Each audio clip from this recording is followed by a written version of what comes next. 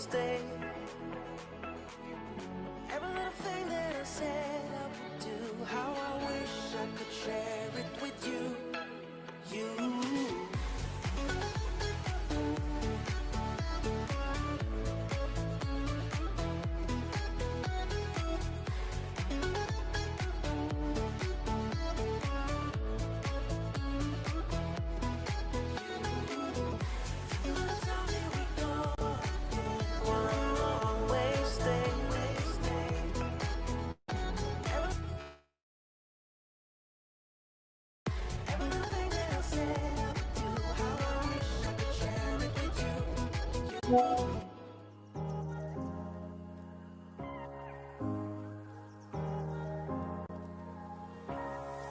I'm not the type of girl who believes in fairy tales. My mama told me better, I know very well. It takes a little common sense, a little luck to try to navigate your way.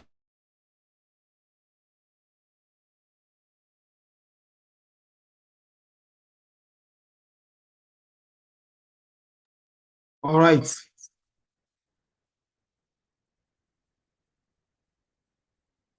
Good evening, ladies and gentlemen. Good evening, everyone. I think it's a good time, to really get this started. Started with. Yes. Kindly please help us reach out to other participants, who needs to be here, who had registered, probably are not, online right now. I would really like you to help us do the honor of reaching out to them and making sure that they are also here with us.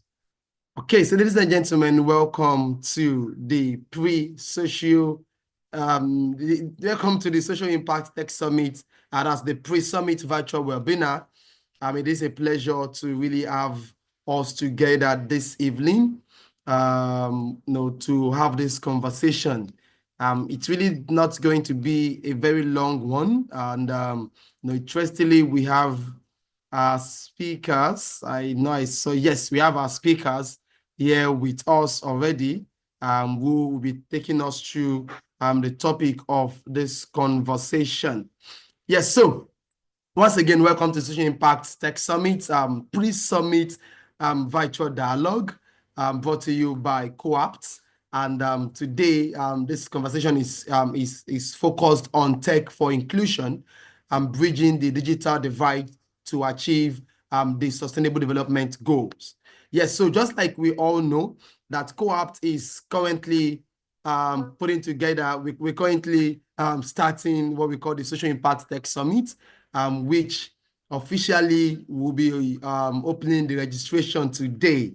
Yes, and we are really blessed. We are glad to start this opening of the conversation with opening of the registration rather with a conversation like this. So it's more of a dialogue, it's more of a discussion actually, and we are very glad for the great speakers, the great discussants that we have on board, who will be sharing with us their wealth of knowledge.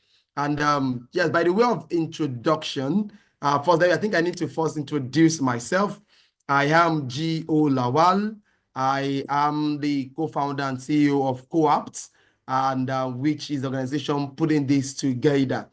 Yes, and I have our facilitators, or should I call them our discussants? Yes, for today, I have first Mr. Christopher Okeke, who is the product manager of Huawei Technologies Company, Nigeria Limited. I don't know, most times I try very much possible to try and pronounce the Huawei, and I hope I got it correctly. I think it's Huawei. Okay, I'm sure I tried. I think Mr. Christopher would probably, give me my scorecard so I know if I actually passed or failed.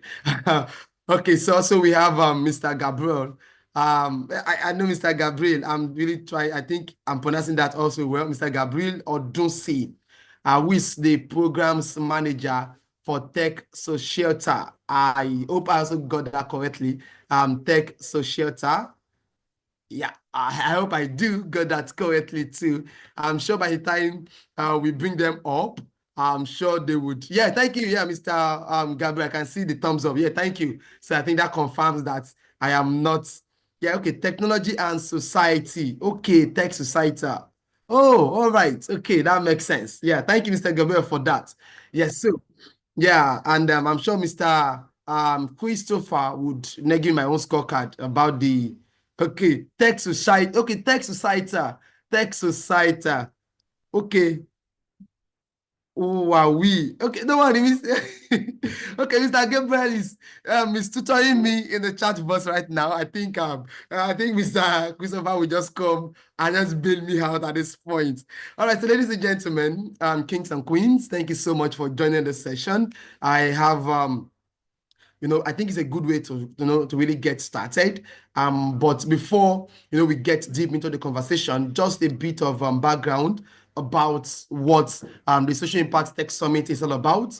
And I know this will probably be for those who maybe are getting to know about this for the first time and are wondering what exactly is Social Impact Tech Summit? What are we trying to achieve, with it?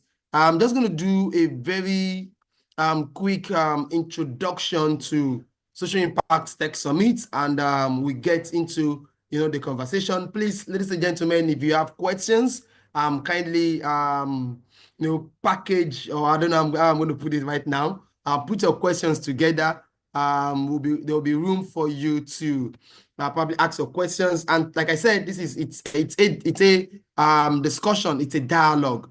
It's not really it's not a training, so it's a dialogue. We want to have a discussion about the focus of today's conversation, which is on inclusion, tech for inclusion. So I'm going to share my screen quickly as a way of taking us briefly through a background about the Social Impact Tech Summit, and just 1 or 2 seconds for me to do this. Okay, I think we should see my screen from now.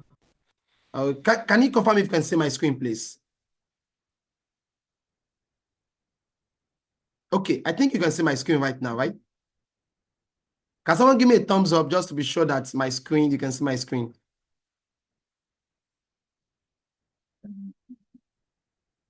Hi, everyone. Can someone just give me a thumbs up just for me to be sure that you can see my screen? Okay, I'm not seeing the thumbs. I can see your screen, maybe because you're sharing your screen, that's why it's not showing. Okay, you can see my screen. Oh, okay. All right, now I can see you. I can see your thumbs. Yeah, thank you so much, Mr. Odunsi. All right, so let me, okay.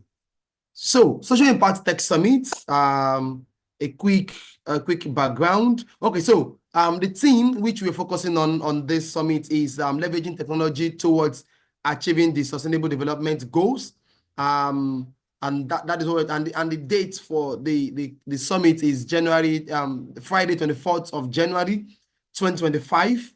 That is January next year, and it's to happen at the JF Ade Ajayi Auditorium, University of Lagos. And the time set for this is 10 o'clock a.m. So a quick background, why exactly are we doing this? And we all know that we have the Sustainable Development Goal with a target for 2030. And as an organization, as a company, Co-op Solutions, we understand the importance of technology, in driving social development. And due to the work that we do, we work majorly with organizations, professionals, and enthusiasts within the social development space, providing them with tech solutions and tech services, and with programs, engagement on the use of technology to drive social impact. And we build our work majorly around the goal 17 of the SDGs, building on the technology component of the Sustainable Development Goal. And for this reason, we discovered that there's a big gap, there's a lacuna between how social development organizations make use of technology to actually drive their work. And this is why we decided to put this event together as a means of also driving the conversation, for the use of technology. Now, I'm not going to read through this. If you go through the website, you can read more of this all on this website, which is www.socialdevelopment.org. sitsummit.org, www.sitsummit.org. You can get more about this background on, excuse me, the website. But just a bit of context. Why exactly are we now doing this? Starting with Nigeria. Apart from the fact that we are actually in Nigeria, we understand the fact that Nigeria is a major determinant of so many things in Africa. Now, there's this belief that when Nigeria sneezes, other countries in Africa catches cold.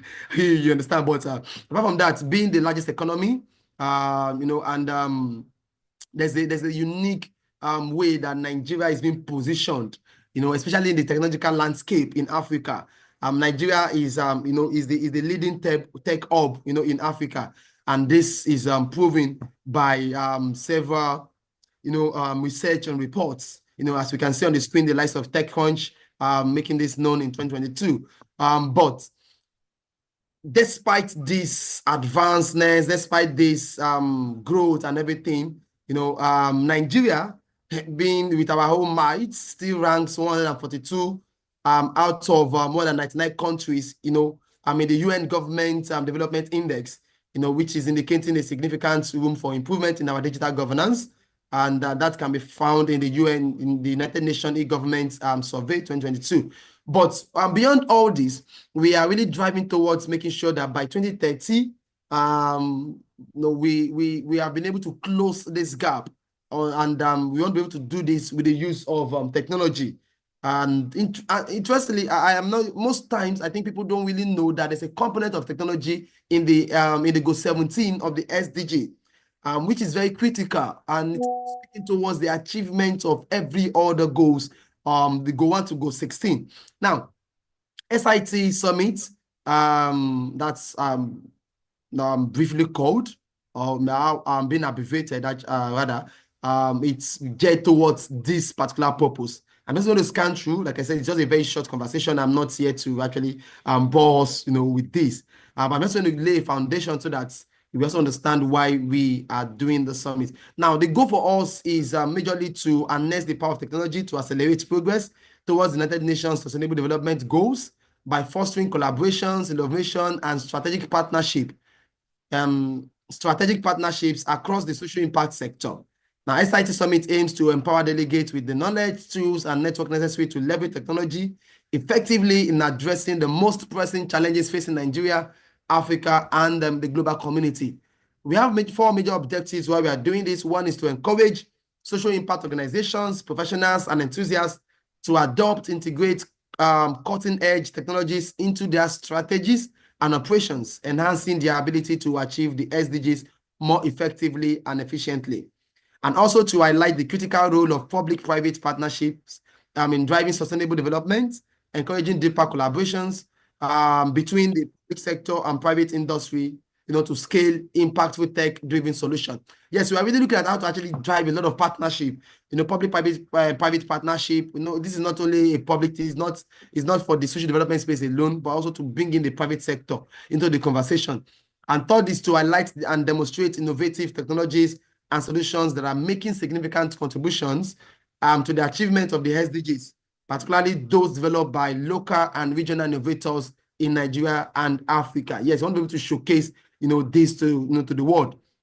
When I get to the highlights of the event, we'll talk more about some of the things we intend to do during the program, and this actually covers it. Then the last one is to advocate for the responsible and ethical use of technology, ensuring that digital advancements contribute to social equity and inclusivity, particularly in marginalized and underserved community. So I believe this would, maybe make us understand why we're having this, why the first pre-summit dialogue that we're having is focused on inclusion, because this is also part of our objective for the summit.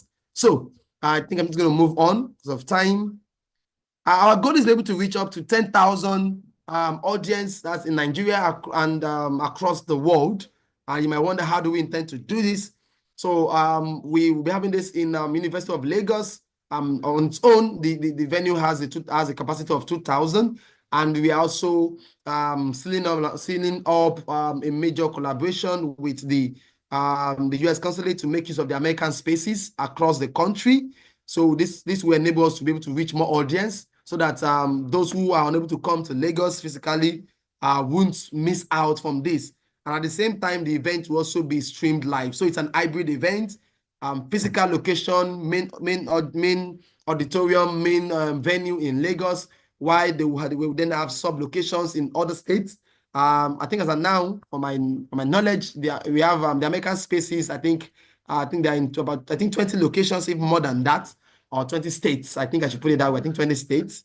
Yes, so this plus the online audience will be able to cover this. And our target audience are social impact organizations, government agencies, policymakers, international organizations and embassies, private sector leaders and corporations, philanthropists and impact investors, development agencies, multilateral organizations, media and communication professionals, technology innovators and startup, academia and researchers, social entrepreneurs and change makers, students and young professionals. You can see that we're actually targeting everybody. This is actually for everybody. I think the only thing that we just need to put in capital letter here is everybody.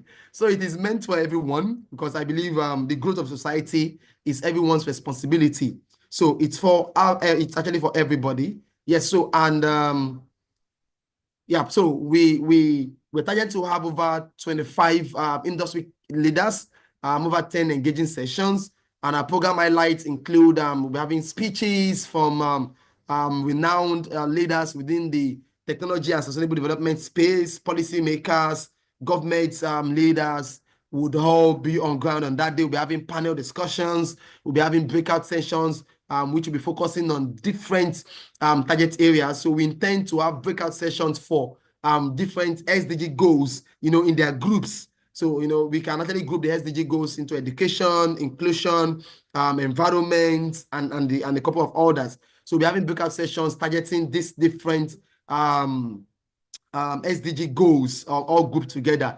Yes, also we'll also be having a demo and showcase arena, which is if you remember the objective 3 of why we're doing this. So we also want to be able to showcase both tech and non-tech innovators and startup, showcase their solutions to the world. And these are solutions that are being geared towards the SDGs.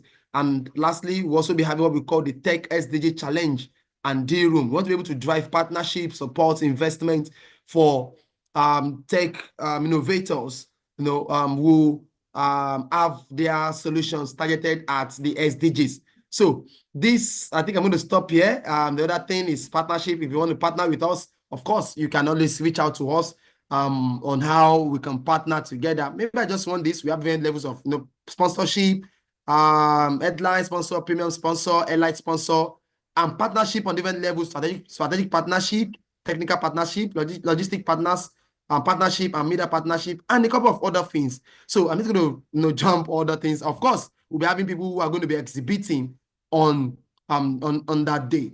So yeah, I think I already did an introduction about co-ops already. So ladies and gentlemen, I think on this note, I'm just going to stop the introduction about SIT Summit and also everything. That's like the basic of everything we need to know about SIT Summit. So by the way, if you're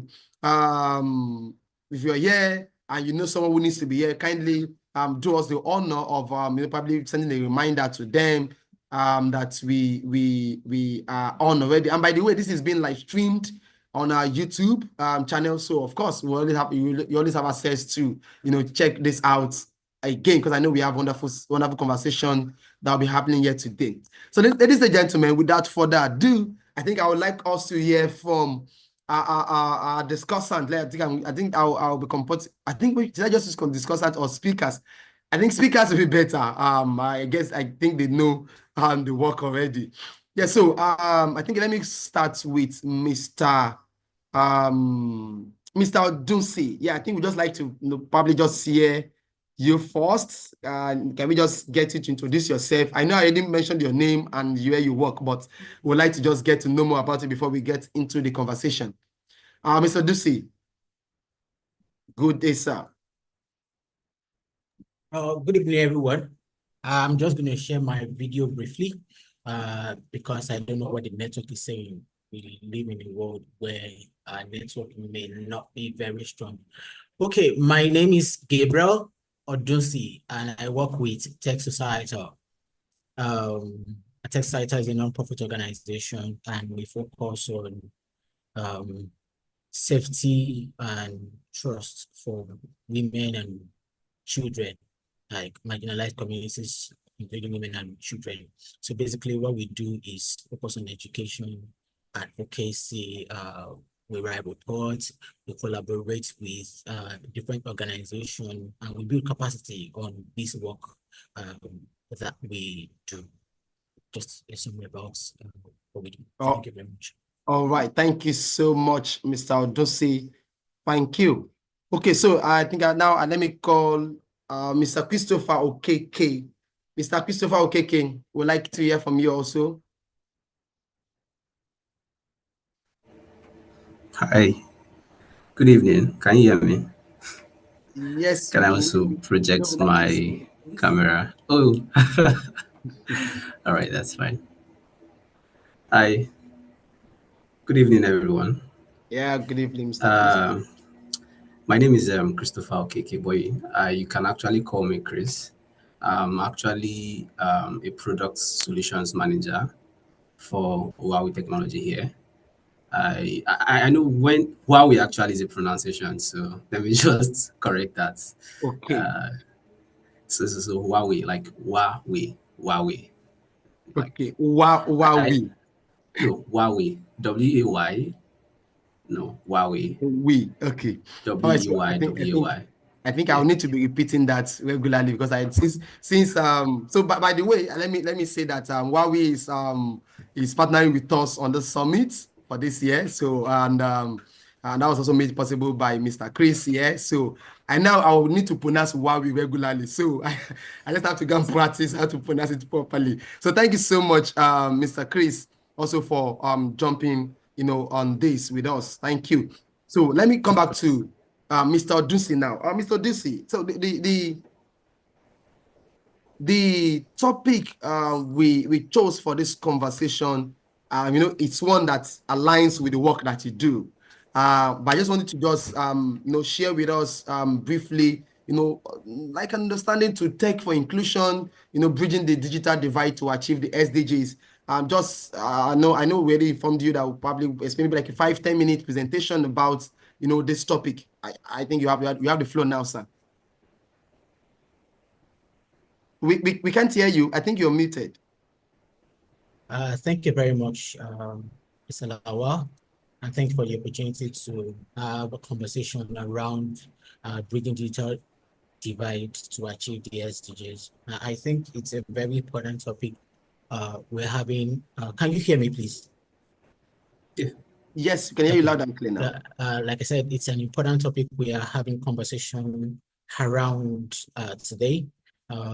So for for about 7 years, I work with a non-profit organization. I still work with a non-profit organization called Techsocietal. So at that organization, our focus is majorly on digital inclusion because we realized that quite a number of people go to school, including university graduates, actually do not know how to use technology just to even do their daily activities. And the most important thing about, or the most wonderful thing about that project is that people come into that project without any knowledge of ICTs. And when they are done, they are either being placed on internship, they're either getting a job, they are either starting their own business of their choice, or they go and further their education. So which means that, for instance, some of the people that graduate from our 7 weeks training, then 2 or 3 of them even were earning more than I was earning, even as a then while I was working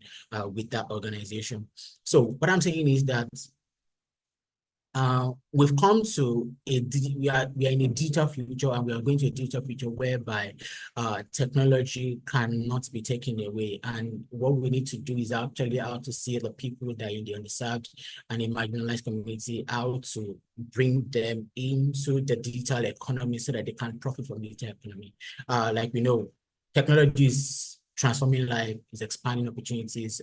We are able to have this conversation today because of technology. I'm able to meet Mr. Chris or Mr. Chris for the first time because of technology. And if we do not cater for people in the underserved communities, they will miss out in the benefit that comes with digital technologies. So for instance, Nigeria, according to Digital Skills and Job Coalition in 2021, they were talking in their survey saying that 25% of Nigeria have basic digital skills, which means that what's happening to the rest of the 75%? What are we doing to cover the ground for this 75%? Also, just early this year, we know that internet penetration, I know these are big words, internet penetration is actually the number of people who are using the internet in Nigeria. Saying that there are 103 million Nigerians who are using the internet, which actually define 45% of the Nigerian population using this, but it's still saying that there are still about 40% of Nigeria who are offline. So, which means that if these people are offline, what happens to them is that it's either they do not have access to internet infrastructures, it's either they can't afford products for them to access the technology, which means that they will be disenfranchised from the goods that comes with the internet. So talking about SDG goals, and like we know, the commitment of these goals is actually for us to leave no one behind. And if we realize the SDG 9, we talk about inclusive and sustainable industrialization and innovation. And also for the SDG 10, we talked about reducing inequality. So the gap we are trying to bridge here is actually the gap of inequality, which we believe that technology is actually a tool that can help bridge this gap. So from my final note for this opening conversation is to say that I'm happy that Huawei is on this call, because one of the things that that is most important is to actually see a multi-stakeholder approach. What do I mean by that? In terms that all stakeholders, all hands on deck, tech companies, governments, civil society organizations, academia, because many times even the tech companies, while they are producing their gadgets or their devices, may not, this is me just saying this off my head, like they need statistics, that's the right word. They need statistics for them to actually know that, okay, what kind of device should we be producing for this kind of region? What should we be putting in place in terms of safety? And that's another thing that is actually limiting inclusion or bridging the gap. So as we see more people coming online, we also, one of the things that we are realizing, and which is actually the focus of the organization that work with Techsocietal, is to actually see that we live in a world where everyone is safe. And I'm very sure here right now, if we have people in this place who are not in their homes, like let's say you are in your office and you live alone, I am very sure that you won't leave your door open. Why won't you leave your door open? Because you know that somebody will lose everything you have in your house. And again, while you are going home, you won't jump in front of a moving vehicle, or you will do everything to ensure safety for yourself. It's the same way when people come online, when we hand over gadgets to people, or when we give internet access to people, the question that follows is, how safe are these people to use the internet? How much education do they have regarding how to protect themselves online? I don't know if anybody heard recently of these AI that killed a young person. And what's the AI? I'm trying to find, I can't remember the name. So the AI, so I know the name of that very AI that the boy was starting with was this character from Game of Thrones, Daenerys Stormborn. And you know, the character was luring as came up as a friendly character, had a conversation with this very minor, and you know, he gave suggestive emotion to the guy, and this person believed so much that this AI is real, and the AI was suggesting to the boy that, will you die for me? And the boy said, yes, I can die for you. And the boy killed himself just for this AI, which means that many people are using devices, especially the marginalized communities, especially young people, using the devices, and they do not know the adverse effects of why they are using these devices, which means that if we are creating the solutions, if we are creating the devices, if we are bringing people to come in, if we are increasing internet penetration and we are not focusing on safety, we realize that many people will also move away from technology because of the harm that it will bring to them. And how do I mean? If they tell you today that there is a gunshot going on in the street behind your house, I'm very sure you won't go through that route maybe for a while, and they tell you that maybe there are people who kill or they kidnap on that route. I know you won't go through that route. It's the same way they tell you that if you go to a specific online platform, people are going to take advantage of it. Many people will avoid that platform, which also would even lead to more exclusion from such platforms. Let me just round up with saying that we need a more simple approach to not just include people, but also to create a safe platform for people to use the internet. Thank you very much. Wow, thank you so much, Mr. Odunsi, for that wonderful insight. I think there is no better way to actually get this started, as just like you've shared with us. Really, I have so much appreciation to that. Some of the things you said that really caught my attention. When you gave those statistics, especially when you said 40% of Nigerians are still offline. So meaning they still don't have access to the internet right now. And I think that's a lot. That's a lot. I think I heard that our population is now 220 million, even though I believe that it's actually more than that. But probably that is just statistically, from what we know. So probably that means we're talking about roughly close to 15 million people who are not online. 50 million people, that's even, I think that's like two countries combined together in some in some areas. So that's really that's a lot. And also you emphasize the need for safety. How safe is the internet? Citing the case of the boy, especially with the conversation about artificial intelligence, the boy who killed himself, having had that conversation with artificial intelligence. So one interesting thing is that AI is also one of the focus of this summit that we are having. We'll be delving a lot into about artificial intelligence and also safety, just like you mentioned. We'll be dealing a lot about issues of data protection, data privacy, stuff like that, and also looking at the projections of the issues that are likely going to happen as a result of the technical advancement we're having right now, which probably if we don't begin to pay attention to them, so that they don't just come to us, like a surprise. So thank you so much, Mr. Odunsi, for that wonderful opening session. Thank you so much. So now let me bring forward Mr. Chris. Yeah, Mr. Chris, how are you doing today, sir? I'm very well. Very well. Thank you. Yes, sir. So I wanted to get straight also into the topic. So while you guys do a lot of things, especially and and how products products are manufacturing. You guys have a lot of stuff out there. In fact, recently I saw an ads on I think your your smartwatch, and I was really impressed. I was like, wow, okay, okay. I think I need to get myself one. It was very, very, very, very attractive, and the functionalities and all that.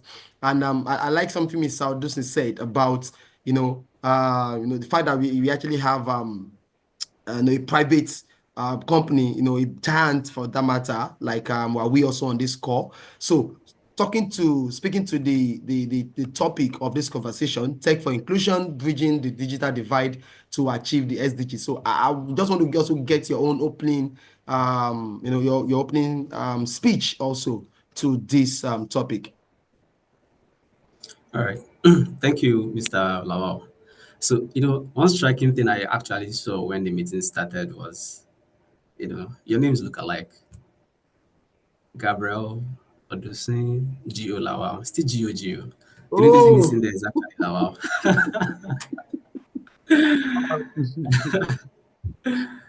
Yeah.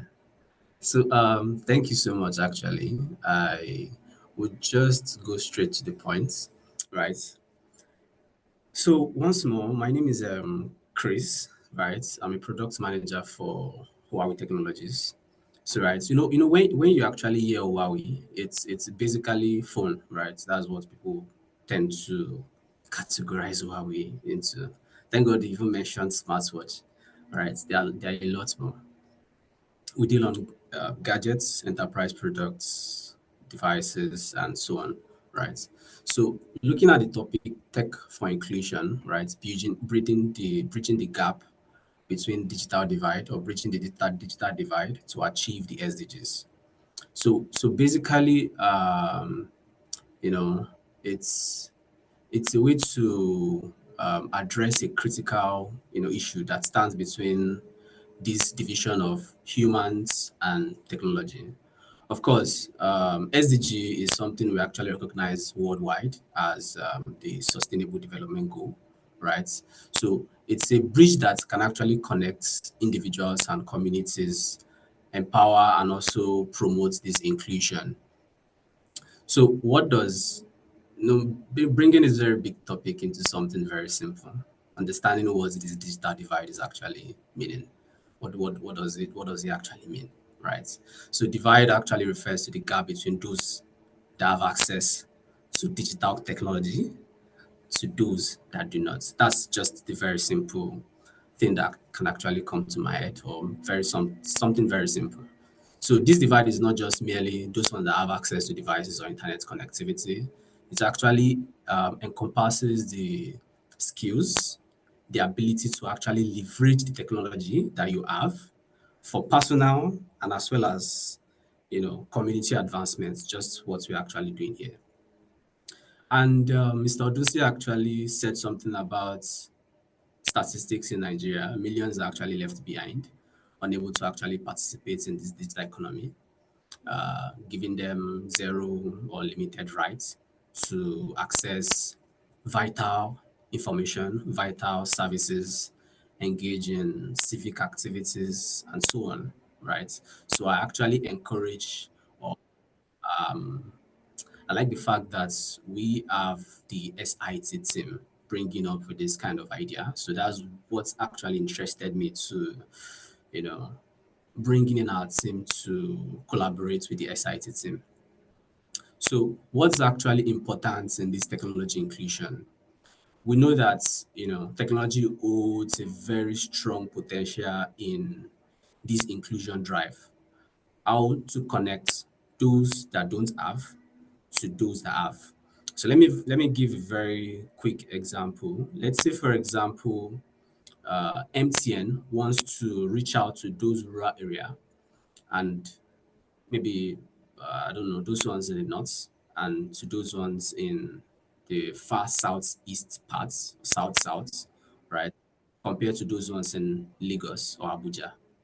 So now they're actually going to be varying what's the use case, what are the things they are going to be giving to these ones to actually encourage them to reach out or to encourage them to use technology gadgets, say making of calls, browsing the internet, accessing some services they don't have rights to, using the ATM machines and so on, right? So actually streamlined these gaps into four strategies. The first one is the infrastructure development. The second one is the digital literacy. Third one is innovation solutions. And the fourth one is the policy. These four things actually work hand in hand because you can't do without the other.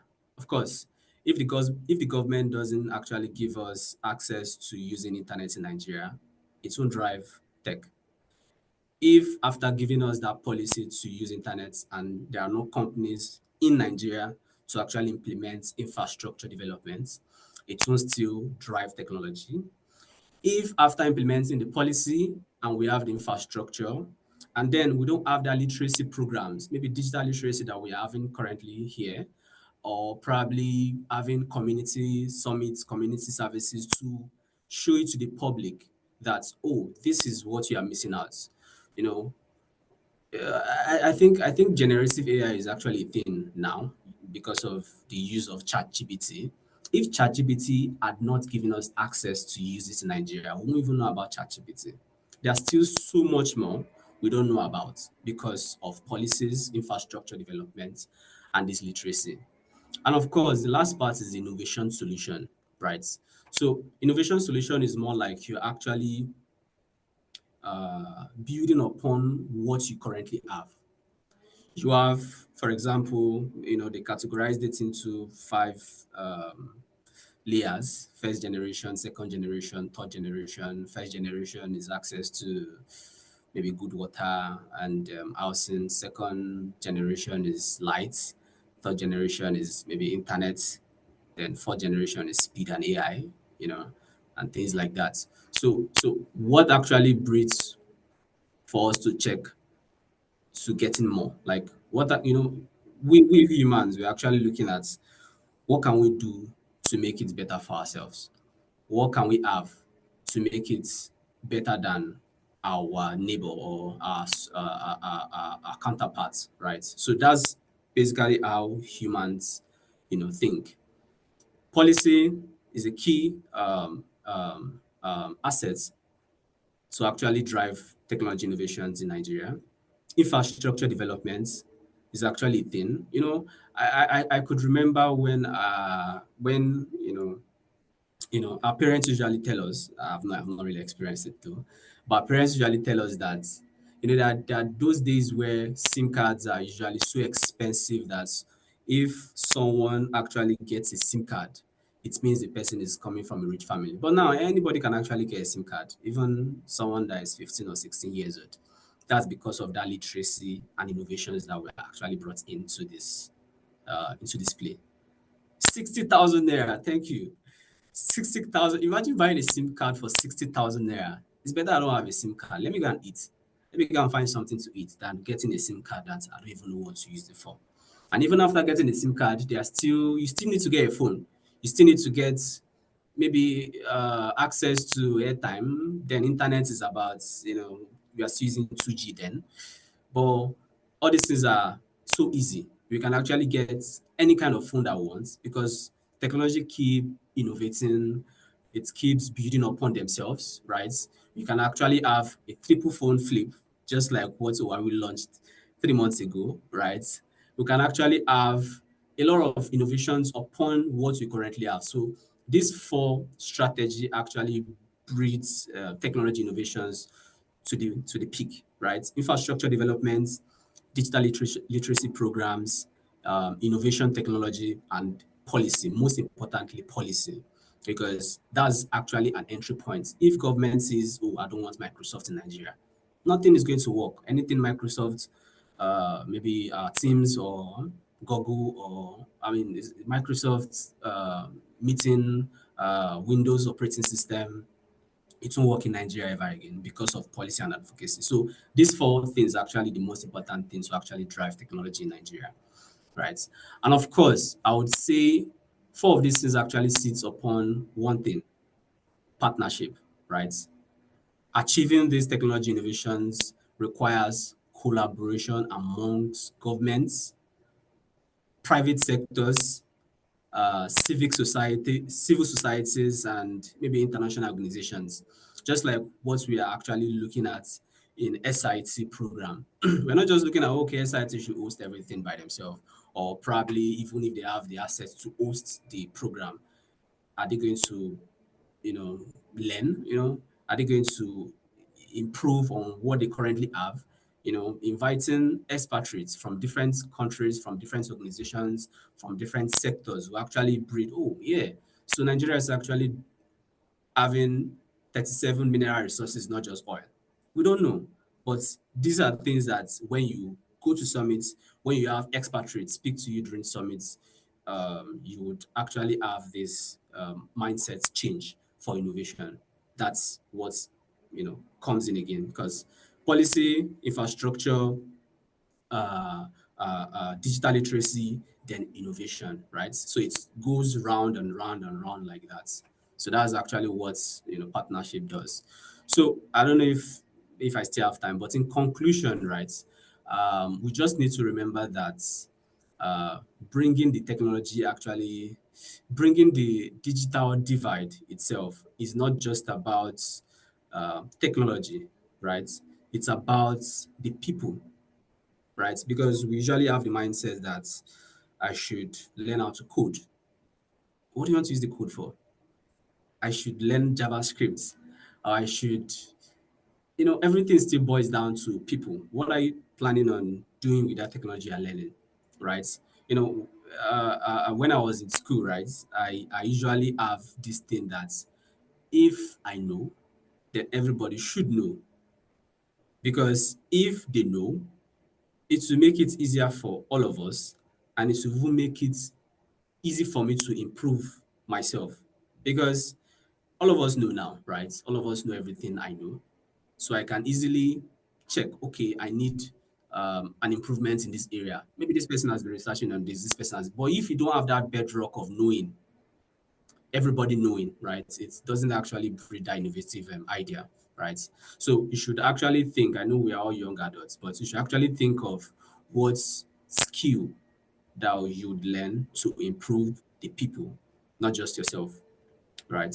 So it's also about ensuring that every individual, regardless of their background, you know, should have the opportunity to thrive in the digital world. So it's what this is actually looking into is you should not just restrict yourself to what you know. You might understand maybe cloud technology, you might understand infrastructure technologies, you might understand software engineering technologies, but you need help from other aspects of tech to build that, you know, that's goal. You're trying to achieve something. You need that collaborative idea to ensure that it works and it works fast. So, and also by prioritizing inclusion and harnessing power of technology can actually pave way towards achieving this SDG, creating more equitable, sustainable future for all of us. So I would also conclude in this regard, right? So I would encourage everyone to just look inwards and, you know, check what do you really, really, really want technology wise. Think about collaboration, think about partnership with yourself. Don't just say, I want to make a first class. I want to, right?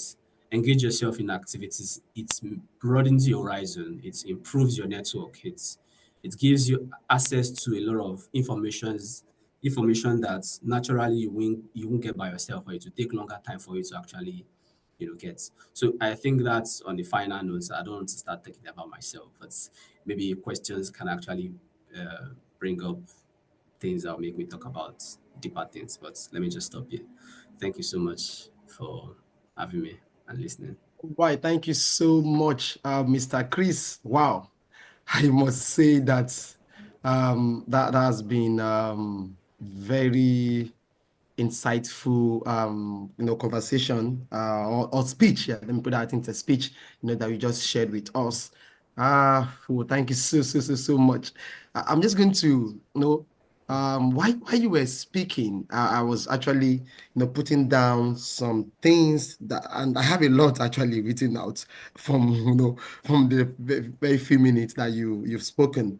I like the fact that you said bridging the gap isn't just about bridging the gap between we humans alone, but also bridging the gap between we humans and technology itself, bridging the gaps in how we actually make use of technology. Oh, okay. Okay, interesting then. All right, so Shouldn't it okay. not be recording? No, but we're actually streaming. So we're streaming, and that's working fine. Okay. All right. So, and some of the things you also mentioned, you mentioned the need for skills, also the need to leverage technology for personal community advancement, the need for connecting those that don't have to those that have. I think that's actually a very strong statement. Yeah, those that don't have to those that have, and also the need for us to also work around issues of infrastructure development, policy development, digital literacy, innovative solutions. And how you're able to also link this to the fact that when we don't have the right policies, that drives this technological advancement, then we're going to be limited. Yeah, and I not to mention any country, at least we know of a country right now that has actually cut its citizens off from everything that has to do with the world. Let me say everything that has to do with the West. Let me put it that way. I think that's the best way to put it. But all the same, police. I remember when Twitter was banned in Nigeria, the impact that had, on us. Currently, the is it co-founder or founder of Binance was just released, and a couple of several other conversations like that. I think these are all functions of what's it called, policies. And he also mentioned the fact that we are moving from I can't remember what you call it, but I believe this is more like a need, like generation of needs, from housing to light to internet. Now we are looking at issues of speed, artificial intelligence. So meaning that now data is now becoming so access to the internet now is now becoming a like um like a basic need for everyone. I'm just trying to do a quick recap of what you said. You also mentioned that everyone should have the opportunity to thrive in the digital world, which is also very, very important. Yes, and I like the conversation around when we started buying SIM card. I remember my dad personally. I think I remember he bought his own SIM card, MTN SIM card then. I think for 33,000 naira or so. Now cards that people will probably be begging you, and they will tell. In fact, they even make adverts now. Say, "Oh, get it, just come and register." In fact, they even give you free airtime in it once you get the card. So thank you so much, Mr. Chris, for that opening speech from you. So I'm going to go straight. Please, guys, if you have questions, kindly note them. We would have get some minutes to be able to ask the questions. I have just a few questions to ask Mr. Odunsi and Mr. Chris before we then take questions from everyone. Yeah, so Mr. Chris and Mr. Odunsi, I think I'm going to put both of you on the spotlight right now because now there are several questions, not really several, just few questions, except participants also have questions. Mr. Chris, I can't see you. I don't know, maybe you dropped off. But I don't know if you're still here.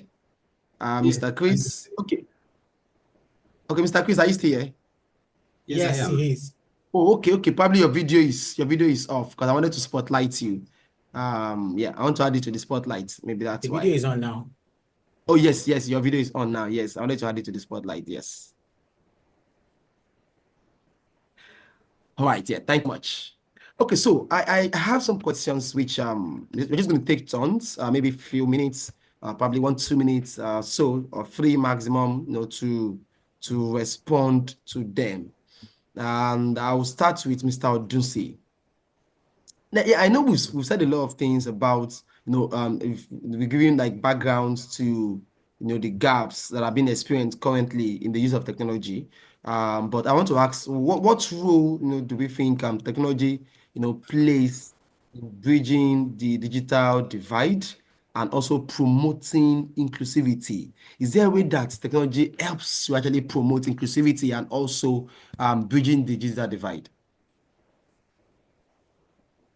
Absolutely, absolutely. Today, technology is central. There is nothing anyone wants to tell me that technology is not useful. Technology is central. First, for instance, so my wife went to the hospital and she needed to get a drug through the HMO. I did not want to call the HMO, although I later called them. I had to download the application. Through the application, I was able to speak to an agent who then told me to send an email, and the drug will be coming to my house. I don't need to leave the comfort of my house for me to get that drug for my wife. Also, again, this meeting we are having, technology has facilitated it. The last time I saw my mom was about 2 weeks ago. Before then, I think it was maybe 6 months. I think 6 months, that's December. I saw her last before 2 weeks ago. Technology has made me connected to my mom. technology has put me in this job I'm doing, not just this job, my second job. I got my second job on Twitter. Somebody posted the job advert and I applied and I got the job. So technology is central. It bridges the divide. And to say that I was living in Ibafo and the job was in Yaba. So if there was no technology, there's no way I will have seen that job adverts living in Ibafo, because they won't announce that job adverts in Ibafo or on the radio. The only place we see adverts growing up, while in my secondary school, I used to work with someone, and the guy would tell me to go and buy him, I think, Vanguard, Guardian newspapers. Those were the places you can see job adverts. I think Guardian Tuesday and Vanguard Wednesday. I can't remember, or Vanguard Thursday. You have to buy that. If you don't buy that newspaper, you are going to miss opportunities for job for that week. So, which means that today we just see jobs flying everywhere online, and people are applying for jobs. So now, how does technology play this role? I've said a few, but one, access to information and opportunity. If you go to see Twitter today, you will see that Twitter has updated its application and has added job to part of the options on Twitter. I don't know if anybody has noticed, which means that platforms are giving opportunity for people to be able to have access to opportunity, have access to information.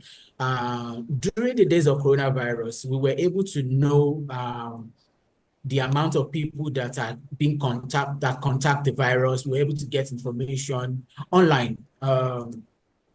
Yes, that's information, that's opportunity. Education and skills. I know that if Mr. Chris begins to tell us a story, like he said, he mentioned, he was able to, well, I don't know the course he studied in university, and I'm very sure that what he studied in university is not enough for what he is doing today, because I'm not sure the educational system. I remember we were still discussing some days ago, talking about how we learned Fortran. We learned Fortran by writing that program on paper in university. You will, when they tell you to go and write a Fortran code, you write that code with biro and paper. You can't even debug, you can't even do anything to tell you how much. But thank God for the likes of Udemy, for the like of Coursera, who brought us to be able to have access to education and skill development. And again, someone will tell me that the best university you can go to is YouTube. I started learning animation, I think, last month, and there are other things. So I do video editing. My elder brother is a video editor, like he works in the industry as a video editor. I begged him for more than 12 years to teach me. He said no.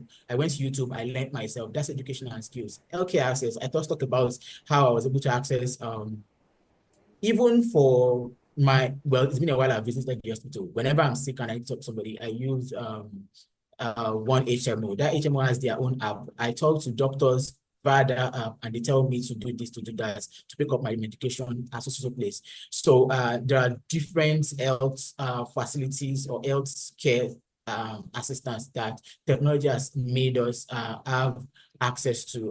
What else? Then advocacy. The popular NSAS movement was possible because of just one tweet on social media. The popular Bring Back Our Girls was possible because somebody from the corner of his room used technology to say that, oh, the killing of girls in so place is not good, bring back our girls. And it's pushed the government to action, and they are able to, it was able to help us put our government into being accountable. For instance, we know what budget is doing through their platform, asking for accountability, putting the budget out there. Once upon a time, nobody have access to the budget of this country. But even when you have access to the budget, you can't even, because the text is too much, you don't even know what to read. But budgets helped to actually use infographics, use the way for people to understand what is happening in the budgets. And again, economic inclusion. We know of the mobile bankings. We know of the, yes, we know of mobile banking. I can't remember the last time I visited the bank. And again, I'm even moving from a traditional bank. Yes, I use a lot Yes, Wema owns a lot, but it's been a while I've even visited Wema Bank because I have no business with them. I'm able to actually have access to these platforms on my phone. I had issues, my account was blocked. All I needed to do was just do it myself with nobody assisting me. And that goes a long way. That is only possible because I have understanding to technology and even the ability to use that technology, which is one of the things that Mr. Chris was talking about. Education and literacy is very, very important. It's not just putting those network or putting those things in place. It's just being able to actually understand how to use this platform. I remember somebody who is a taxi driver, and I told him that, why don't you use Uber? He said he does not know how to use the phone, which means that he's been disenfranchised from using Uber platform to make more money. Yes, it's not his fault that he's not educated, not his fault, but he needs somebody to guide him, say that, oh, this is what you should do, and I'm very sure that the person will. So just to put that together, technology helps us to have access to information, help us to learn skills, help us to have access to care. It's about advocacy, and finally, it creates economic inclusion. The reason why maybe I'm able to ask for more salary beyond the job that I do is because I have better knowledge of how things work, and I'm able to learn online. Thank you very much. Wow. Thank you so much, Mr. Odunsi, for that, insightful, I think he said quite a lot of things that, I just keep telling myself, I just keep doing, because I must say that they are very, very, very, very insightful. Thank you so much. It was when you mentioned that you've not been to the bank for quite some time. That was actually when I realized also that, wait, I was like, hold up.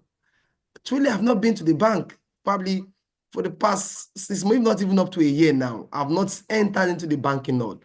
When you said you had an issue with your account and you could solve it yourself, I just remembered how long it would take you if you are so unfortunate that your account gets blocked and you need to enter inside the bank. The document you need to sign, the photocopy you need to go and look for, and all that. But now you can just, they just give you face verification, just point your phone to yourself, turn your head to the left, to the right, smile, and they probably say cheese, and you're good to go. So, all that's made possible through tech. So thank you so much for that, for those insights. So guys, please, like I said, if you have questions, you can if you can't wait, you can drop them in the chat box, and we'll take them. But if you can wait, we'll give you some minutes, to be able to ask your questions yourself. Okay, so now let me come to Mr. Chris. So the question I want, to push to you right now is what innovative approaches into education, healthcare, essential services?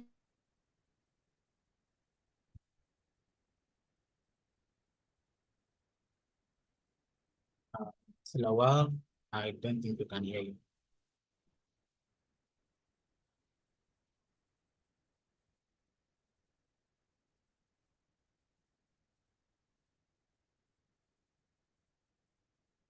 Mr. Chris, can you hear me? I can hear you. Okay, I think it's Mr. Lawal's internet.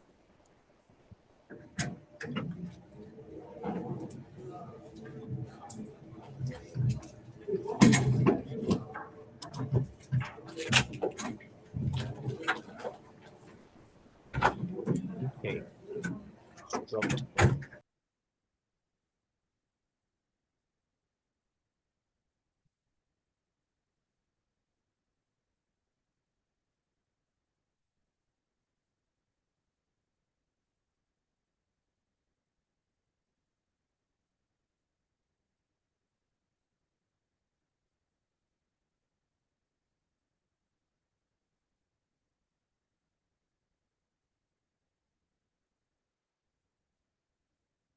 Okay. So pardon me. Let me just go on from here. I guess sorry, please confirm if you can see hear me, please. I can hear you. I can hear you. Oh, okay. All right. I just lost network on my system, but I'll just continue from here. Why I try to also, restore that back. Okay, so I just want to, so like I was asking Mr. Chris.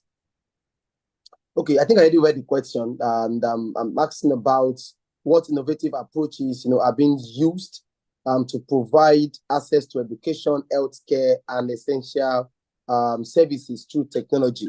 Probably picking experiences or examples from what you do at Huawei. Mr. Chris, you have the floor, sir. Well, it's still regarding the whole four key strategy, right? Policy, innovation, uh, advocacy, that's digital literacy, and infrastructure development, right? These four key areas is more like you have to follow it step by step to actually achieve to reaching out to people that don't have access to what you want them to have access to, right? So basically, giving a very realistic example, right? So scenarios where we don't have summits about a particular area of specialization. For example, you're trying to reach out to students. What kind of summits? What kind of summits are you going to be doing to actually reach out to them effectively and maximize that reaching out?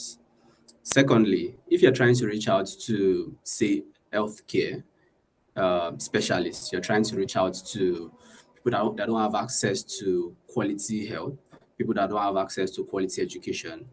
Mr. Gabriel actually mentioned something around, or Mr. Lawa also mentioned something around Coursera, Udemy, YouTube being the second uh, education platform.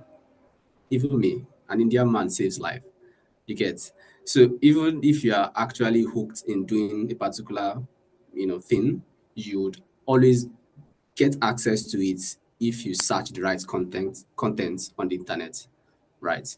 So I feel awareness is one of the best way to actually get them to reaching out to content you want them to get into, right? Awareness, social summits, giving them access to free technology dialogue, just like what we're having here, is actually a way to reach out to individuals that don't have access to things, right? So I also did something when I was still in secondary school, right? Not secondary school, university. You know, being a good student is not being a smart student. I always tell people, yeah, intelligent doesn't mean you know, you're smart, right?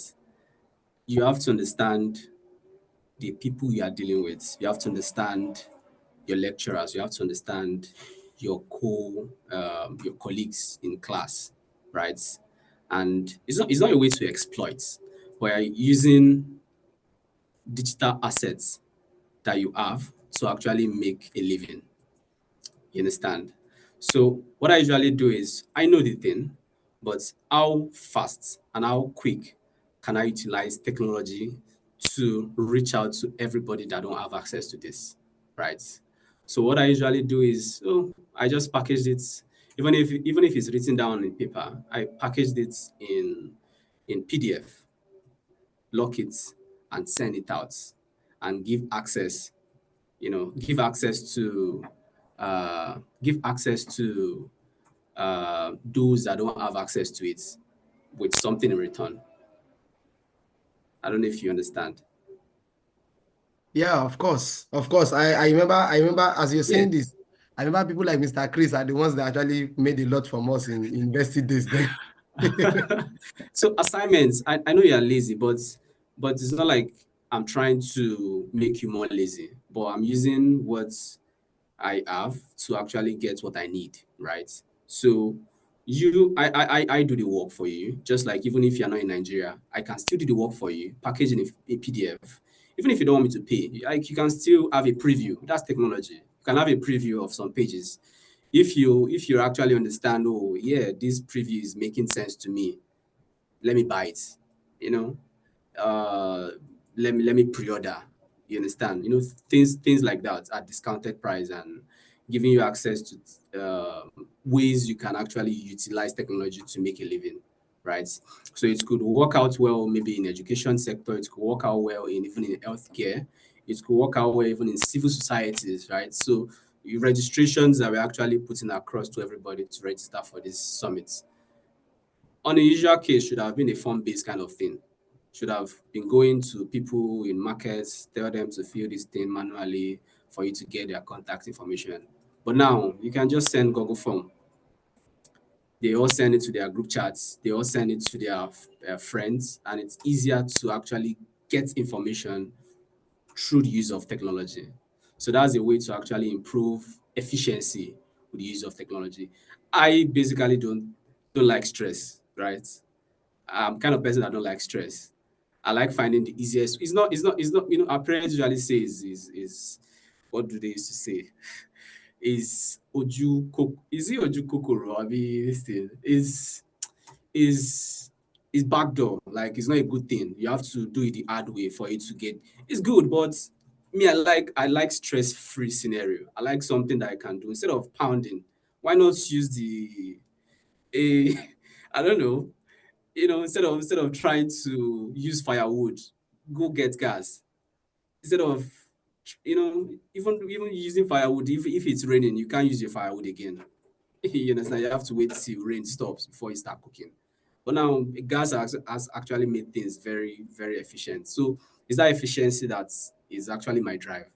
I don't like things that makes it so hard or so difficult for me to achieve. I like it quick and efficient.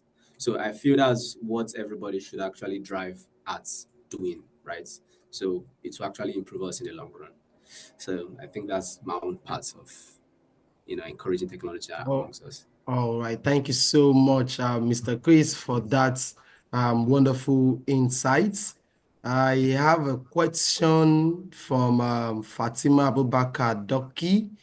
And I'm going to take that before I move on to the last question, because I know we probably have other questions, and we would also want to do an official, opening of the registration for the Social Impact Tech Summit, SIT Summit.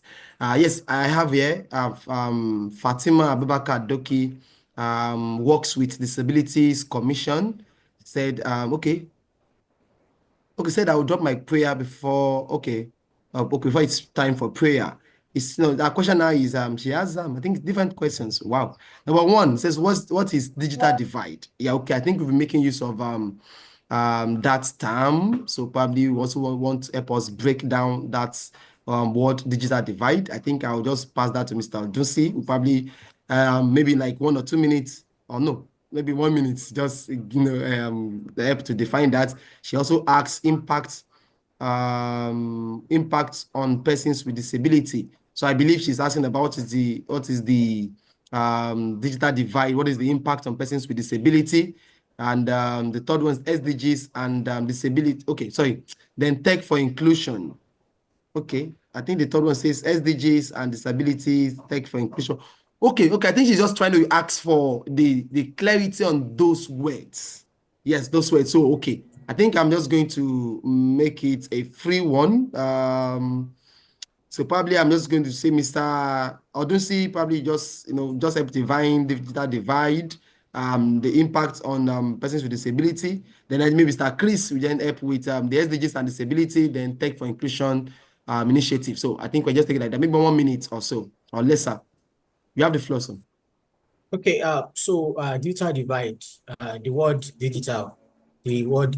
So let's do digital as ICTs or technology generally. So is the gap between individuals or communities, it's gap between people who know how to use technology, or people who have access to technology and people who do not have access to technology. So that's the gap. So let's say what's the gap between the people that have money and those who don't have money, or the gap between the rich and the poor is the amount of money that, say, Mr.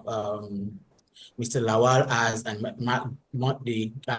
the gap between the money he has and money that I don't have. So that's just it. People who know how to use technology and the people who do not know how to use technology, that's a gap between them. And use of technology, like we said, is not just Facebook alone, like knowing how to use Facebook and all of those things. We've said it here times and times again. It's not Facebook, it's not YouTube. It is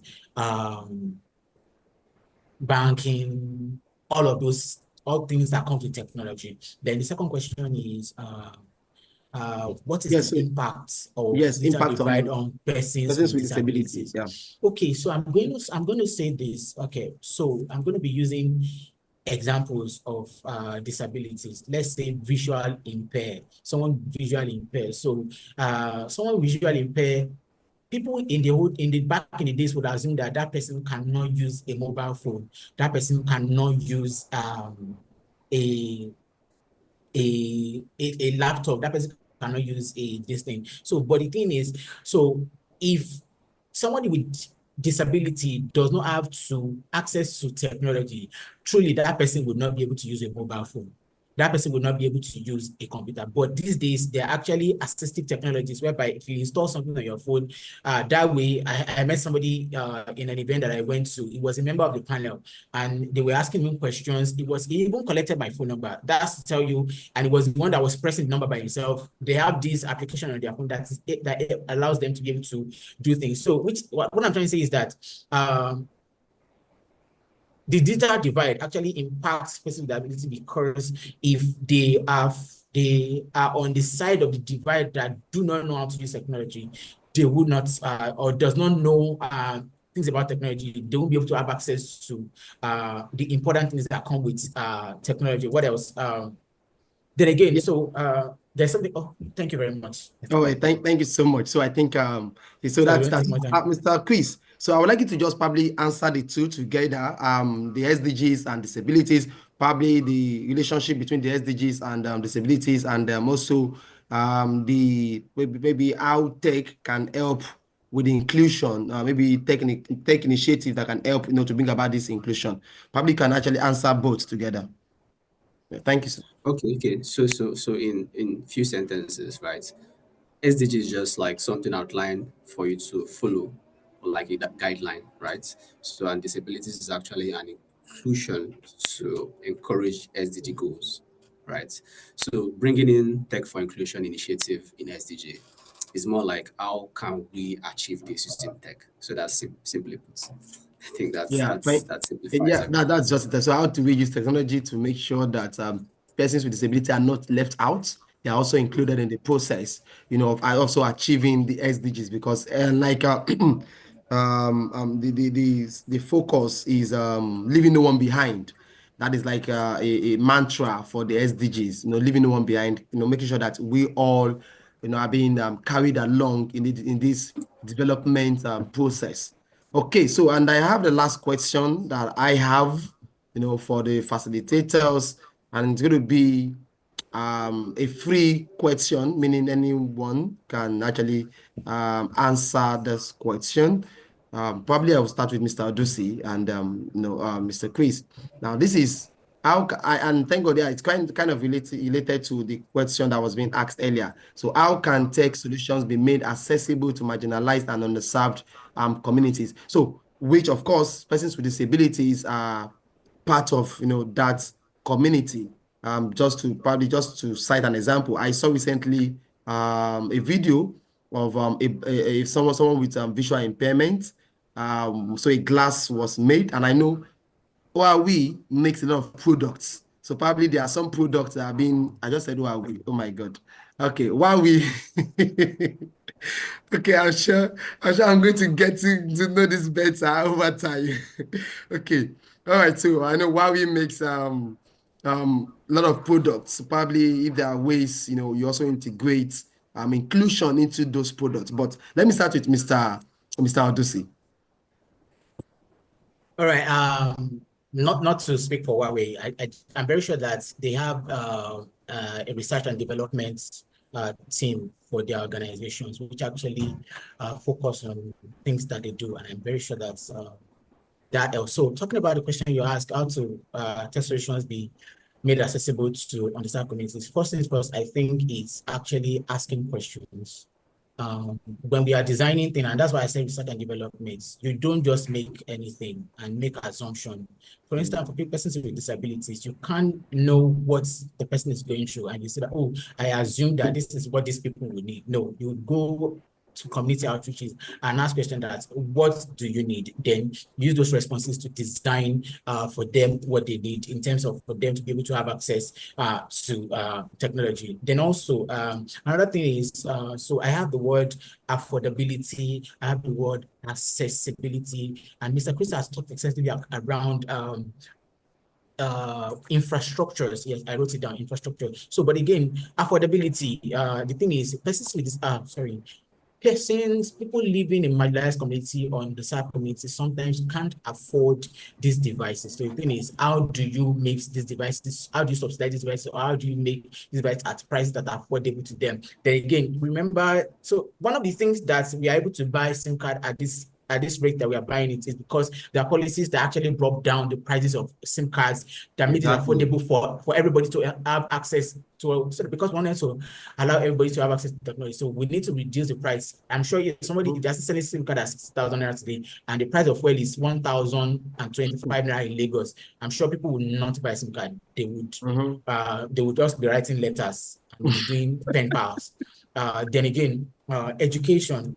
People need to be educated. We need to educate people about these solutions. We need to educate people about. Okay. Oh, wow. Okay, I think Mr. Odunsi is going to... what you can. Okay. Those are my responses. Sorry, a call came in and you disrupted the call.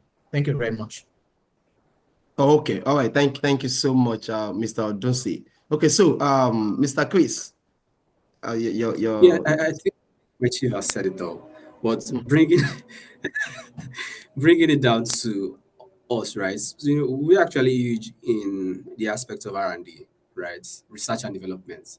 So, like I said, we build our technology end to end, from scratch to finish, right?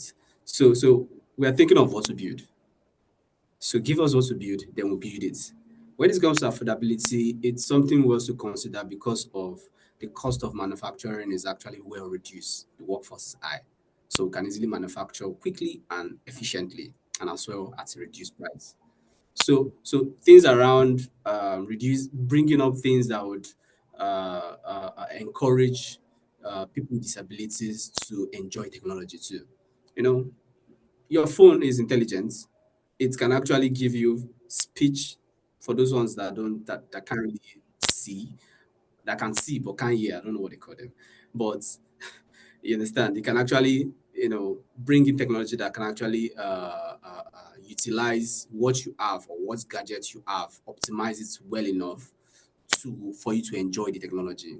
The same thing with work aiders. The same thing with even comfortability. It's not just about trying to save life. It's also trying to um, make life more efficient, trying to actually ensure that what you are currently using is not a bug.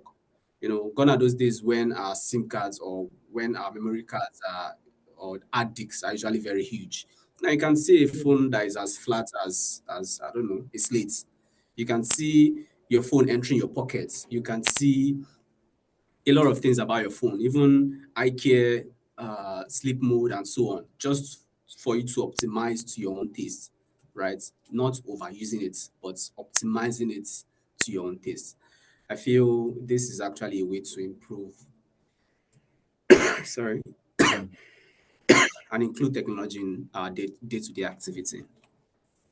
Okay, thank you so much, Mr. Chris. Thank you for also sharing with us how Huawei is also bridging the gap in the use of technology, making sure that your devices are affordable. I know we have Huawei, yeah. We know we have Huawei, yeah. Oh my God. And recently I was just thinking back about if the likes of Techno, Infinix, and the rest of them have not entered into the mobile phone market in Nigeria. Only God knows how much we will still be buying devices now, because they help to bring down the cost of smartphone, because it was like smartphone is actually luxury. It's only those who can actually spend the money, are the ones that can make use of it. But now, and now they're even offering, I know while we also have devices like that, and they also are offering high-tech value, at very affordable amounts. So thank you so much for what you do at Huawei. And so there's a question for you, Mr. Chris. Okay, which I have from Kehinde Ebunla. Okay, so let me just go on. I think Mr. Chris will be able to hear me. And the question is, she said, you said something about your school days, saying you work smart, as technology has probably not advanced at that time. It was less tedious. I said, what advice do you have for young professionals and students on how to work smart and effectively today? Okay. I would say, see, I actually graduated in 2021. Yeah. So if I say school days, it's not like I graduated in 1997. I don't know. So we are still in that era. We are still using the same thing as of 2021. So it's just maybe a little improvements on generative AI. Then I don't really know about. It was like when generative AI was actually coming up. For my final year, it was like I said, I don't like stress. My projects, it was Quibboots and Gen AI, ChatGPT. So it's convenience. I know it, but I don't know where to actually start doing the research. Give me research papers, let me read, that is targeted towards my project. So that's a way to actually make it more efficient for me. I did wireless communication projects, right? Wireless charging platform. And that platform actually took second. I don't know if you heard of Codex competition in Nigeria. I don't know anybody. But Codex usually done every year. Southeastern region, south, and south and the northern region. So we'll first do the southeastern competition and so on. So it's not like I wrote the project myself. I wrote it myself, but with the help of the tech. So it makes it more efficient. So why can't I use tech to make easy and innovate faster? Why must I go the normal routes of reading 50 million papers? It's good, but I don't have the time. It depends on what you want. You understand? Yeah. Depends on what you want. So I guess Yeah, that's just answers. like someone's dad. This is just a joke. Like someone's dad, that said, when you want to make fry stew and you use blender, that is still doesn't become sweet. That you need to use, you have this grindstone, this grindstone that you use, that you need to make use of grindstone, because there's a way it adds flavor. you know, and you finish grinding the stone and your hands are peppering you. Even to eat the food, you can't even eat You the will food. enjoy it. You even enjoy the food again. So it's just so funny. And this is some of the things that technology is actually making us to be able to get to use. So, okay, ladies and gentlemen, I think at this point, I want to throw the floor open. I think we have very limited time. We need to wrap up right now. So do you have anyone with any question, please, you can signify by using the raise hand button, so that you can be called to ask your question. Anyone with question? I can see some very fantastic people here. I want to believe you should have question. So any question for our speakers?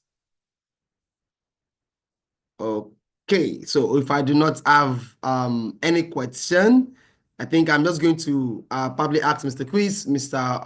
Odunsi, 30 seconds. What's going to be your parting shots for this conversation? Let me start with okay, I've been starting with Mr. Odunsi, and let me start with Mr. Chris. All right, so 30 seconds, it's just very simple. Be smart, dedicated, and goal oriented. So it's more like you're trying to be smart in including and making sure that life is actually easy. Don't really take it too hard. Don't take it too much. It's life is not so hard, but you can make it very simple for yourself if you work smart. So that's just my own, closing remark. So it's life Mm. is not hard. Nigeria is hard, but you can make it easy for yourself. Oh, he just said Nigeria. Life is not hard. Nigeria is hard, but you can make it easy. Yeah. Okay. All right. Thank you so much, Mr. Chris. It's wonderful having you. Mr. Ndusi. All right. So when we say digital divide, I know people will be thinking of somebody in rural community or somewhere. But again, somebody on this call may be on the side of the divide, which means Yeah. that you may be an illiterate on some kind of skills that you need to learn to actually put you on the forefront of becoming who you are meant to be. So I would say that go for that knowledge, go for that skills. You have every tool available to you for you to become who you are going to be, so that you can make that me. All Thank you right. very much for having me on this platform. Yeah, right. Thank you so much, Mr. Odunsi. Thank you, Mr. Okeke. Yeah, please, ladies and gentlemen, please, I would like you to probably, just help me. You can use the clapping hand button, to give, our speakers a round of applause for this session. I must say it's been a wonderful and insightful and enlightening and educating session. Yes, thank you so much, Madam Fatima. Thank you, Ibrahim Khadija. Thank you, Mba. Yes, thank you so much, Bolu Atife. Thank you, everyone. Yeah, thank you for appreciating our speakers. Yes. Yeah, thank you for Fatia Ismail. Yeah, thank you, everyone. Mr. Dusi, Mr. Okeke. We really appreciate the time spent with you today. I must say, this is just for everyone seeing this, either watching us live or probably be seeing this as a replay. This is just how would I put it now? The tip of the iceberg of what is going to happen at the Social Impact Tech Summit. We are going to be having this conversation, on longer and even deeper at the summit. So please do not miss out from the summit. The registration is open already, and we'll be right now getting into an official opening of the registration for the Social Impact Tech Summit. You can agree with me. Please kindly, you can also use the chat box, to also um appreciate our speakers. Okay, I think there's something here. Oh, I think I missed this question. It says, is it within the reach of an individual? This is by Samuel Desoya. Is it within the reach of an individual to make personal contribution towards tightening the gap of the digital divide? If yes, example. Okay, actually, I missed this, but I would say, you can keep your questions in case you're unable to ask this question here. You can keep that question, and I'm sure that by January 2025, by January 2025, we'll be able to actually answer this question. I believe we'll have enough room, to actually address the question. But for now, this is just we trying to give you a glimpse of what is going to happen by 24th of January 2025. Yes, so ladies and gentlemen, before we close the session, I would like us to see the official opening video for the Social Impact Tech Summit. I don't know if you can see my screen. Yes, so all right, just a minute. Okay.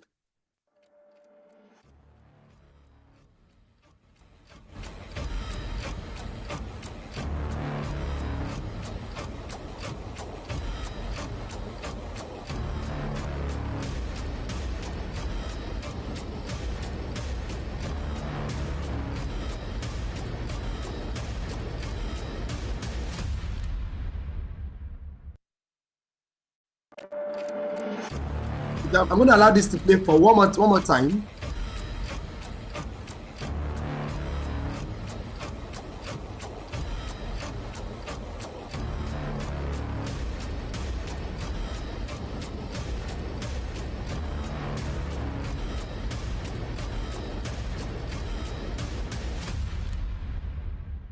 All right. Thank you so much. Everyone. Okay. All right. So thank you so much of everyone. And okay, please, the Social Impact Tech Summit is officially opened, for us to begin to register. The website is open for us. You can start receiving your registration. We have different types of registration, and permit me probably in just like 3-5 minutes to also take us through the website, so you can also see what it looks like in case you also want to navigate around. It's a very user friendly site which you can easily navigate and do your registration. So okay, the site is still loading. I just want us to quickly see this before we call it a day. This session is only meant to last for just 1 hour 30 minutes. And then by the way, we'll actually be having this monthly. We'll be having this every month. In fact, this dialogue is a monthly thing, but between now and January, our focus is majorly on the Social Impact Tech Summit. So it's going to be a pre-summit dialogue, but from after that, we intend to make this a monthly conversation whereby we are able to drive this conversation around different issues, just like as discussed today. Okay, so I just want to just take us to, so this is the website. We have 83 days left, 16 hours, and you can see all this. And just as all the information you already, we read out at the beginning of this conversation, they are all here. You can also go through them. We'll be unveiling our speakers very soon. We'll be unveiling them very soon. We get to know them. Why you need to join. It's going to be engaging and interactive. You have opportunity to attend specialized breakout sessions. And of course, like we said earlier, we're having demo and showcase session also, which is going to be a very big opportunity to network, with the other delegates that will be attending. Yeah, of course, and this is brought to you by Co-opt. We are also partnering with other organizations like Huawei, the United States government Exchange Alumni Association. We have our credit system and a couple of others. But just quickly to take you through the registration. So the registration, we have different categories for the registration. We have what we call the impact enthusiasts. We have what we call the impact enthusiast. The impact enthusiast is a free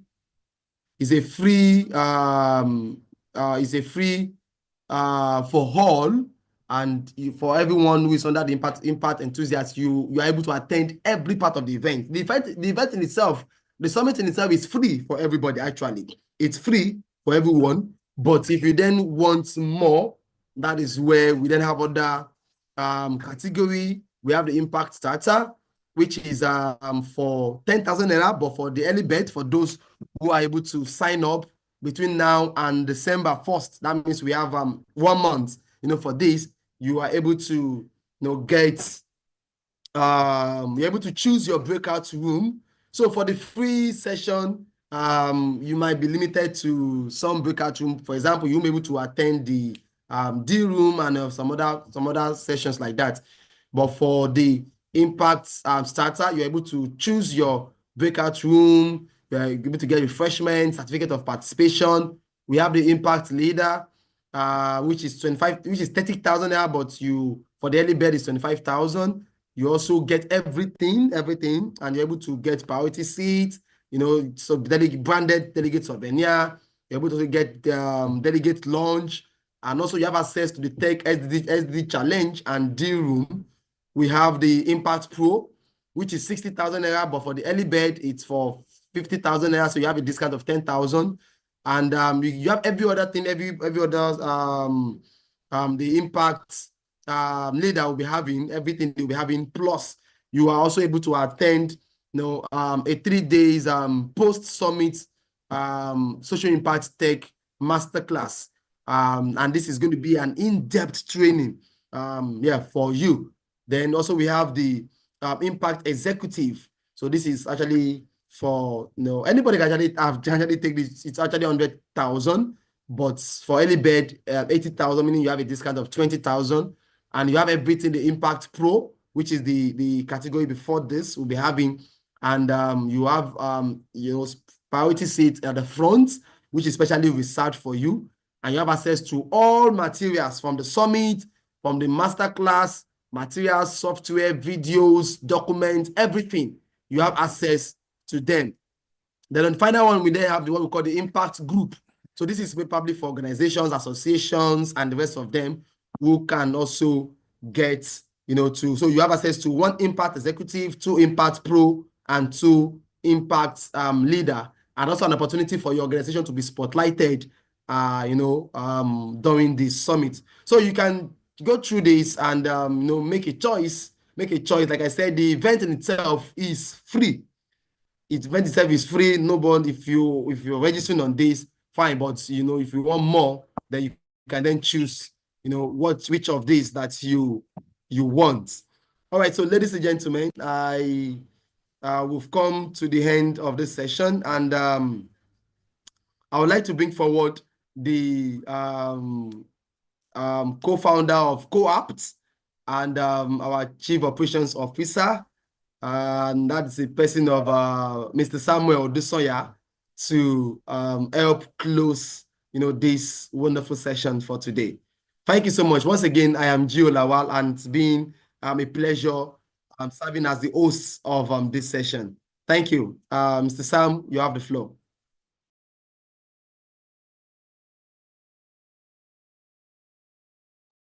Mr. Sam, are you able to speak?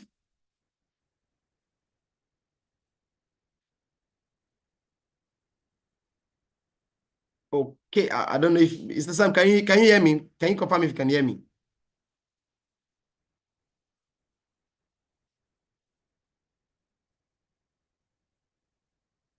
Okay, I'm not sure we are able to hear him. Okay, so I think I'm just going to call the next person, the next co-op team member. Okay, yeah, so we have Sam. Okay, Sam, you're muted. All right, can you hear me, please? Yes, we can hear you now. All right, how about now? All right, thank you very much. Good evening, everyone. I believe that we've had a wonderful pre-summit dialogue. It's interesting. I want to appreciate our discussant.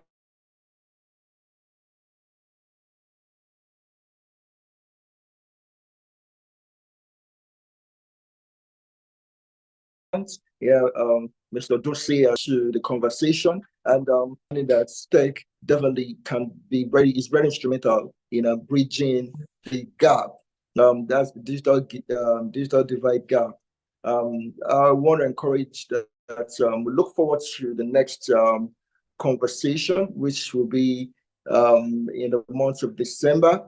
And let us also begin to register, and let us also begin to inform everyone far and near about this event. We're already prepping us and giving us a tip of the ice, getting us to see the tip of the iceberg about what is coming ahead. And from every one of us at Co-Apt as well as the SIT Summit team, I want to say thank you very much for being part of this pre-summit dialogue. Once again, thank you very much. We look forward to having you again and discussing and sharing ideas and also advancing the cause of attaining the SDG goals. Thank you very much.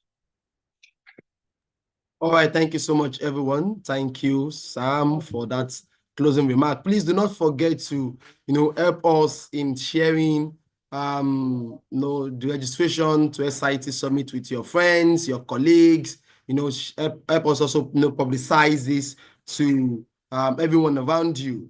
I would like to have everyone, join us in this conversation. So thank you so much, everyone. Please have enjoy the rest of your day till December.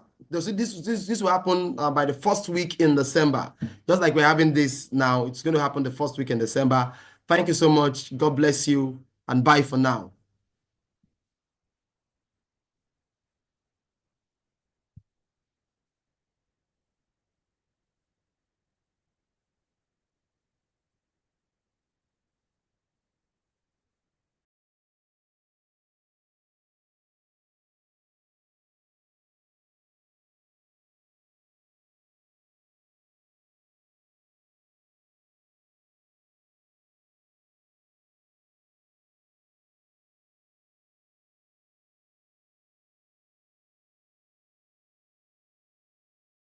Little darling, I'm gonna take you out of the darkness. I wanna walk with you in the light, hold your head high. Hey, little darling, we better go before it's too late. Sneak out the window and down the fire escape. Hold my hand tight. 'Cause we're just runaways, run, renegades, run to get away. And we just run because we ain't giving it up, gotta get away. Always a haunted place.